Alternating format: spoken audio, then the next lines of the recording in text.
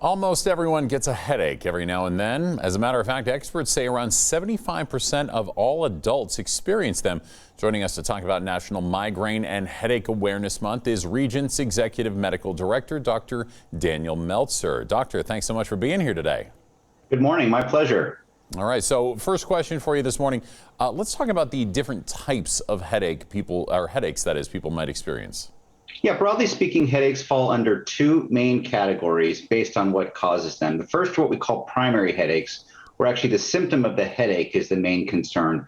This is things like migraines or tension headaches, which, as you said, Matt, are very common. Up to 3 billion people per year each year experience headaches. The second category is where the headache is actually due to another cause. Think about an infection, maybe a side effect of a medication, or even from trauma like we talked about last week. Okay, gotcha. Now, we hear a lot about migraines, and when people get migraines, it seems to be incredibly debilitating, and they're almost in a class of their own. So how are those different from, I don't know, say, a tension headache? Yeah, migraines are very common, as you mentioned. In fact, they're twice as common in women as they are in men. They're primary disorders. They tend to be recurrent. The pain, as you said, can be very intense, and they often present in stages. The first is what we call a premonitory phase, where actually before the headache, you get other symptoms like fatigue or you feel achy.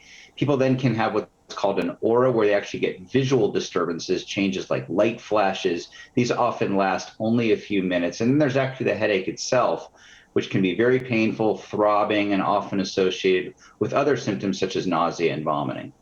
Yeah, I've heard that. That's awful. Now, are there any certain triggers that increase our odds for developing a headache?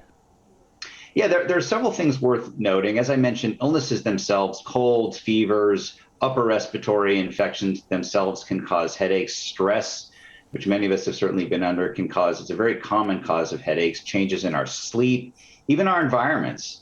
As we talked about, changes in the weather can affect it, changes in being around secondhand smoke, strong smells, loud noises, and finally, maybe we can even blame our parents because there's a genetic predisposition that some headaches, such as migraines, actually run in families. You don't want that passed down. Now, how about treatments? Like a lot of people might think, oh, I have a headache, just pop some aspirin or something like that. But of course, not everybody wants to just do that all the time. So how about treatments? What's the progress looking like on that front? Yeah, no, it's a good question. And, certainly the over-the-counter medications have a role, which I'll talk about in a second. But the first is if you have a history of headache, really try to avoid the triggers that may cause them. So again, watching sleep patterns, eating habits, stress management, things in our environment. And then medications actually fall into a few different classes. The first is there's actually preventive medications, particularly people that have recurrent headaches. And these medications can be prescribed. They're often taken daily, and they can be prescribed by your healthcare provider. The second is what's called rescue medications, which are used to typically stop the headache once it's started. Those affect our nerves and blood vessels. And finally, if things are getting worse, like you mentioned, Matt, the over-the-counter medications like ibuprofen, acetaminophen can be helpful. Okay, perfect. Now, of course, we all, like you said, at least 70%, if not more, of adults get headaches on I don't know about a regular basis, but on occasion. So when should we decide I'm getting too many headaches, it's time to see a doctor? What point do we reach where we do that? Yeah, generally, if people are getting more than 3 headaches a month, it may be time to see their provider. The other thing is if it's really impacting people's quality of life. It's one thing to have a headache and sort of muddle throughout your day. It's another if you're really having a hard time sustaining your activities of daily living. And then certainly people are having a new or a different headache, the worst headache of their life, or it's accompanied by other symptoms like nausea, stiff neck, difficulty speaking, moving, things like that. We want you to seek medical attention. Perfect. All right. And if anybody's looking for any more information, where can they go?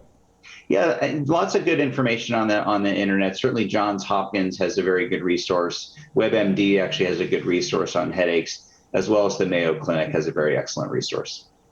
Perfect. All righty, sir. Well, joining me this morning has been Regent's Executive Medical Director, Dr. Daniel Meltzer. Thanks so much for being here and all the wonderful information.